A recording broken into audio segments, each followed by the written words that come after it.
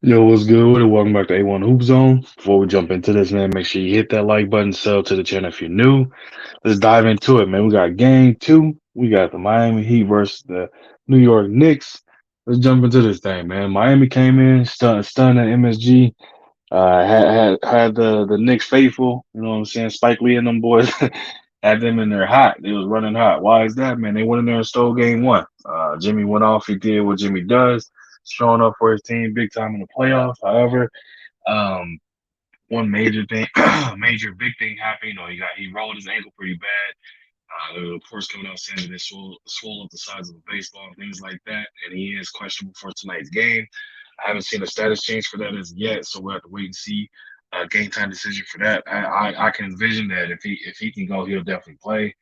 However, him playing, I think it'll be slightly limited. With an ankle sprain like that, man, like it don't heal up in a matter of a day or two. You know what I mean? You need much more than that to be able to go out there and truly be effective, or at least close to 100% of yourself as possible. So I think if we see him out there, you're definitely gonna see it, see the limitations and whatnot. He's definitely gonna try and play through it if he plays.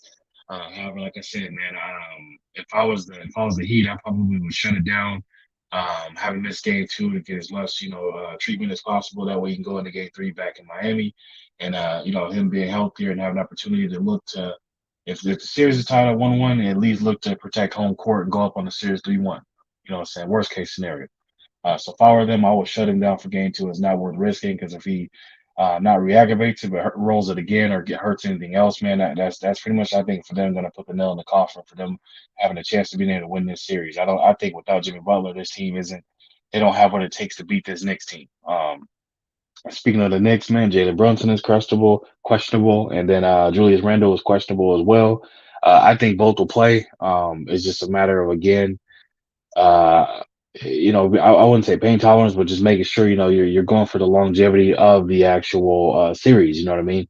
You don't want to rush them back and then go out there and they aggravate or hurt themselves further, and then that way, they're out for the entire series or the playoffs altogether. So. I think you'll probably see both of Jalen and Julius out there. Obviously, if they look hampered or not themselves, or if they look injured, I think they'll probably pull them from the game, but just having him out there from a moral perspective, definitely for Julius Randle being out there make a big difference. They're going to need Jalen Brunson to step up and step up huge. He faded in the back end of that, and back end of game one, it was going to RJ Barrett a lot. He was turning the ball over a lot, showing frustrations and things of that nature, man. They need, what I'm saying, Jalen Brunson more than ever. They need him. They need him in these big time key moments. But enough of that, man. I know y'all here for these predictions. But who do we have winning this game and why?